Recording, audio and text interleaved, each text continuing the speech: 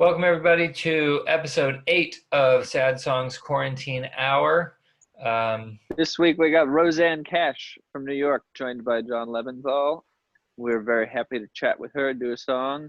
What's this week raising money for, Joey? This week, and actually all future weeks for the foreseeable future, are going to be raising money for a brand new organization called NIVA, N-I-V-A. It's the National Independent Venue Association, and it's I guess if they turn out to be shit, we'll pull the plug on them. Yeah, that's nice. They're not shit. It's literally all of the rooms that we've ever played in and more. It's 1,300 venues across the country that have just recently organized for their own, survival, because a lot of them are facing existential economic threats at this point, and we'd like to have some rooms to go play in when we emerge from this. And so all of these rooms have been our partners for the last 10 years. So please go support them, donate to their efforts, sign their petition, and promote their hashtag, which is Save Our Stages. Save our stages. I'd like to save the stages, but I would like to abandon hashtags. I'd like to not save hashtags. If you want to save the stages, you have to use the hashtags. This is your deal with the devil, Kenneth. I'm also going to be make that deal. I'm also going to be donating my hair at some point. Actually, don't hold me to that. I don't know if it's true. I just wanted to say that I think it's long enough at this point to be donated. And you should just send it to Tony Rice. He can wear your hair. Make him look like he used to look. Tony, if you need anything at all, including my hair, you know we're here for you. Okay, please enjoy Rosanne Cash, Western Wall, and support NIVA. Hashtag Save Our Stages. Hi. Hello. How are you? Very well. Uh-oh. I think I'm too dark. Okay. The whole thing is Sad Songs Comedy Hour, so darkness is kind of our... Wait, how are you? I'm good. I feel like that you said so much with I'm good. No, I'm actually not having, I almost feel guilty about how I'm not having a bad time with this. I really like being in my house. I like baking. I like the two people I'm quarantined with. I know. It's sad here. New York is hard. It's sad, but I bet quarantine guilt is a real thing. it's like survivor's guilt in a way. Yeah, I think there's also a big divide in quarantine between people with small children and people without small children. I know. It's just, and school age kids too. My son is in college and he's doing online classes, and even that, it's like, it's a disappointment. Right. Not being in class with people. And he's What year supposed is he? He's a junior in college. So he's supposed to start his senior year in September, and they still haven't decided whether they're going to go open college for them to come back. Yeah, I know. I feel so sorry for kids. It's so hard. My kids are 6 and 2, and I think that they're having the time of their life. Okay, I take it back then. I think slightly older would be very difficult, where your whole world is your social circle, and you just want nothing to do with your family at all. But right now, mom's working from home, dad's, this is my work at this point, and life has never been better for them. Oh, it's so sweet. Yeah, dad's not abandoning them twice monthly like he used to, without a care in the world. Just gleefully leaving the front door. Gallivanting all over the world, working for 90 minutes a night and calling it a job. I've heard you say that, but I've actually given some thought to that. And, it's like, was it Charlie Watts who said it's the other 22 hours? Yeah. Well, Charlie Watts used to do it back when, and I guess you did too, Rosanne, back before iPhones. Like 22 hours on the bus, like without the iPhone I can get is a little hard, but I think I mean, I don't do bus tours anymore, but I remember watching Alien 2 approximately 37 times till we could all recite the entire film. I feel like that can really change your brain for the rest of your life. Like, you know, I watched way too much Seinfeld in the 90s, and now every situation I just filters through my brain in a sort of a Seinfeldian filter. And I can only imagine what Alien 2 does to you. I'm changed forever. You must, Forever.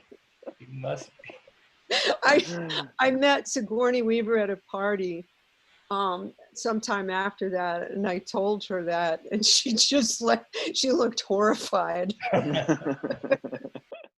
And I got into a Maria Callas thing on the bus once, and the guys threatened to quit midway through the tour if I didn't stop listening to Maria Callas.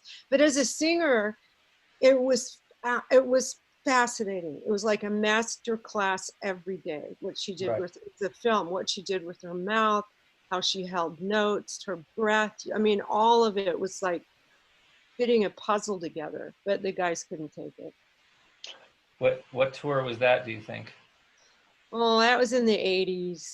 It could have been the tour that I was pregnant and had morning sickness the entire tour, and the toilet broke on the bus. Oh my God. And no iPhones. I remember getting an acupuncturist to come out on the road just to try to give me some relief, and nothing worked. Maybe it was a Seinfeld episode. Yeah. It was probably one of these weird COVID dreams that everybody's having. I've been having crazy ones. Yeah, me and John too. Crazy dreams. Yeah. Anything shareable? We're both dreaming about our parents. I haven't quite figured that out. Like, maybe we feel the need to be taken care of or something. I had a Joey wouldn't dare dream of his parents. I did Joey. dream.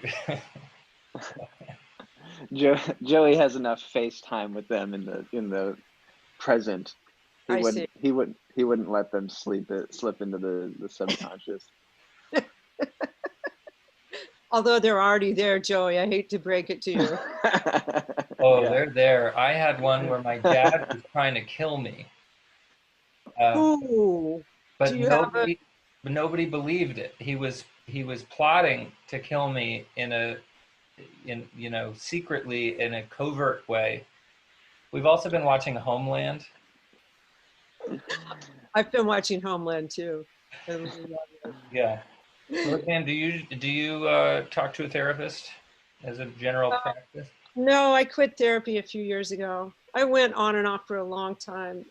I went to a Jungian for a while because I liked the dream stuff and the archetypes and all the, mystical elements to it. But, at some point you go, my childhood's done. I know what happened. I'm going to have to deal with it through art and music. Right. I mean, that was my takeaway. When did you realize that your childhood was done? Because I'm still waiting. How old are you? 38. It's not done yet. No. Maybe it's once your own kids' childhoods are done. That is very astute. I mean, this goes back to my own childhood, right? It's like my dad, his one piece of advice to me was take care of your children first. And he learned that the hard way. So I've always kept that in my mind. I wanted to be there for even the drudgery of raising kids, just to keep me sane. Right. The Tweedy Show, Jeff Tweedy and his family. Have you seen any of those? No. Is it great? I had been hearing about it, but then my friend finally sent me one specific clip from a specific episode of a song. It's just his family sitting on the couch singing songs, and his sons are beautiful musicians, and his wife is always, I guess, the camera operator. She's very involved, but you don't see her. Well, I got to watch that now. I mean, I love Jeff's writing. That song of his, Please Tell My Brother. Do you guys know that song? I don't think I do. Oh, I'm going to write it down. I haven't ever listened to it and not wept. It's so beautiful. They played this, the Tweedies played this song, Friendship. It is really, really wonderful. Let's see. Joey's now responding to some emails. don't mind him. The album is called Don't Lose This. He's paying his electric bill. By Pop.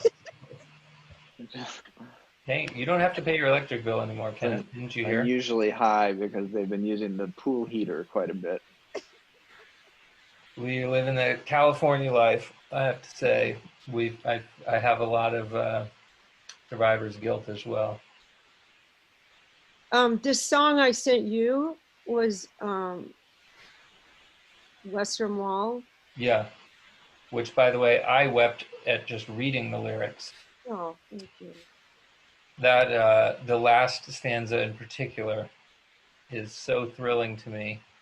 I know you guys know as songwriters that usually it doesn't come of one piece. I mean, I think that sometimes people think that it's only good if it just comes boom, like a lightning bolt, which is not true. It requires discipline like any other kind of writing, and sorting and not knowing where you're going, and showing the muse you're serious, like my friend Stephen Pressfield says. But that one did come like that, all at once. It was like I was carrying it around for a few years, and then it was there. And then Emmylou and Linda recorded it, which was one of the greatest honors ever. Beautiful. And now we get to try our hand at Emmylou and Linda's harmonies, which is also a great honor, because you guys, your harmonies I hold up as like the standard. I tell Joey everything he sings. I thought so. I suspected that. But whenever I'm singing harmony on something now, I think of you guys, since I saw you at Carnegie Hall. Yeah. And it was just perfect. Talk about alchemy. It was alchemy. And so you pop into my minds now when I'm singing harmony. Oh, thanks. What an honor. That's a great honor. Did you hear that, Kenneth? We're influential. I like You're it. Influencers. We need a hashtag. Okay, Western Wall. Love you guys. 1, 2, 3.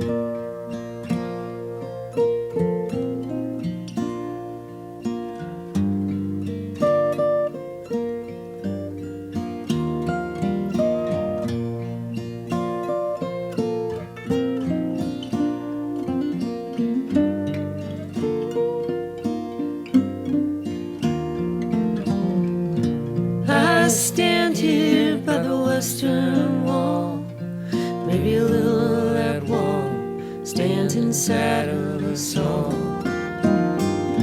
Now I shove my prayers in the cracks. I got nothing to lose. No one answered back. All these years I've brought up for review. I wasn't taught this, but I learned something new. Had to answer the distant call at the Western Wall.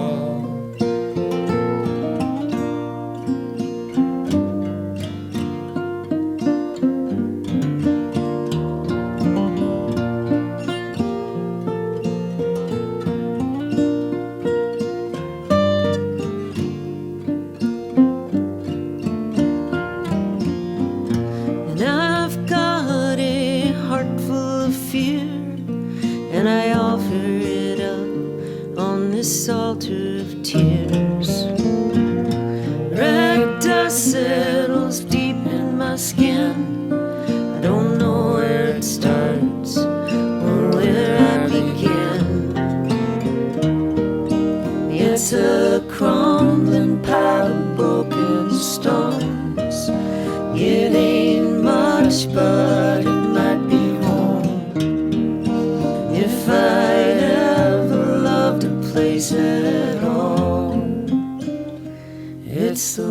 Western Wall.